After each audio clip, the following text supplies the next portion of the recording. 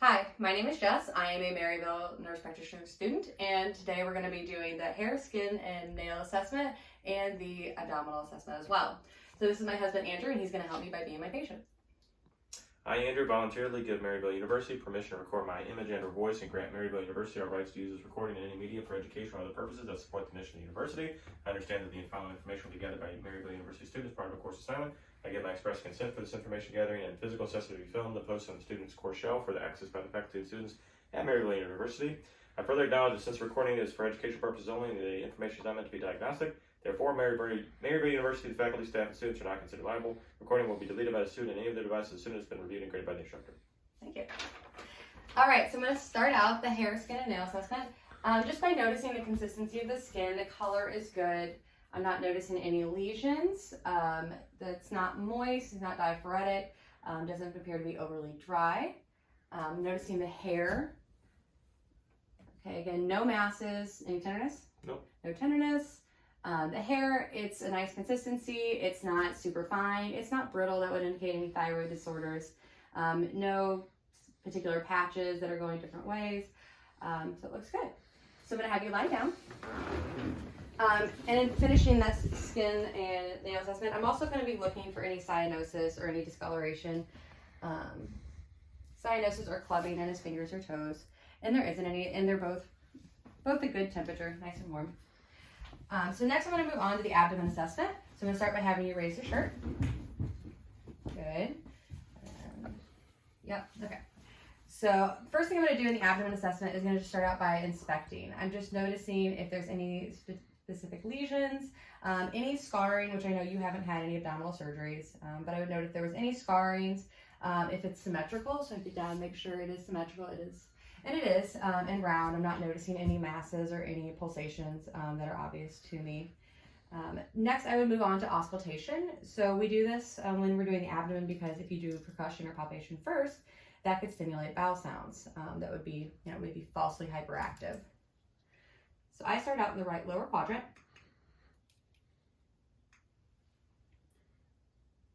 And normal bowel sounds are about 5 to 35 a minute.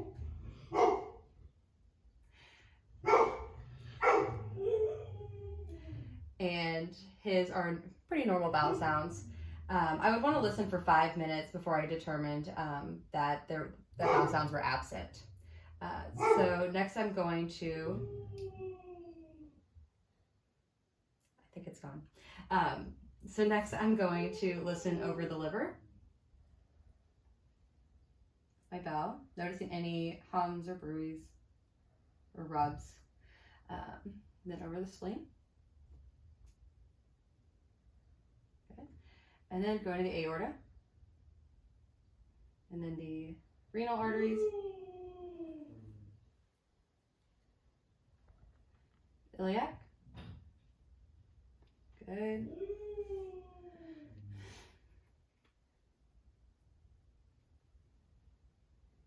and the femoral, good. So I didn't hear any extra sounds there. So next I'm going to move on to percussion. So when I percuss over the abdomen, I should be hearing tympany. There might be some dullness over masses or organs. So next I'm going to percuss up, just looking for the size of the liver at mid-clavicular line, going in between the intercostal margins. Okay. And I'm looking for the dullness of the liver. So when I find that, it should be between about 6 and 12 centimeters. So next I'm going to go to the anterior axillary line and go down looking for the spleen. Take a deep breath. All right, good. And I wasn't able to percuss the spleen below the costal spaces. So next I'm going to move on to light palpation. So right lower quadrant. So I start out with light palpation, just noting any tenderness or masses that you might have. Any tenderness? No. Good. And then I move on to deeper palpation.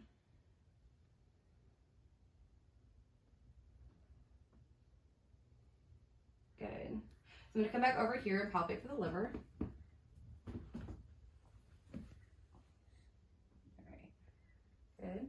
And then I'm also going to have you take a deep breath. Any pain? No. Good. So that was Murphy's sign, where I would just have him take a deep breath, and if there was any pain, it might be indication of gallbladder inflammation or cholecystitis. Next, I'm just going to be palpating for the kidneys. Okay. And if you can't palpate the kidneys, that's actually a pretty normal finding. The right one might be easier to be found than the left. Just make sure you're not palpating the liver. All right. So next I'm going to go on and show you some signs for that kind of test for appendicitis. So between the umbilicus and the anterior superior iliac spine, you'll have McBurney's point. It's about midway. So then about right here, a little bit lower, you have McBurney's point. So I'm going to press on his left lower abdomen. Do you have any pain? No. Okay. So if he had pain that radiated or rebounded over to the McBurney's point, that would be indicative of appendicitis. So the next one I'm going to have you do, and that was actually called robbing sign. So the next one I'm going to have you do is try to lift your right leg against my hand. Any pain? No. Good. And that was testing the psoas sign. And if he had pain, that would be indicative of appendicitis, again, or peritoneal inflammation. And then the next one I'm going to have you do is bring your leg up and bend it 90 degrees. And I'm just going to move merely and laterally. Any pain? No. All right, good. And that was the obturator sign. And that would be maybe a little bit farther along appendicitis or ruptured appendix. And if he had pain in his lower regions with that. The last thing I'm going to check for is going to have you sit up. Just keep him face that way. It's just looking for CVA tenderness. So a little hard to do here. So, and if he had pain, any pain? No. If he had pain here, that would be indicative of possible kidney infection. So that is it.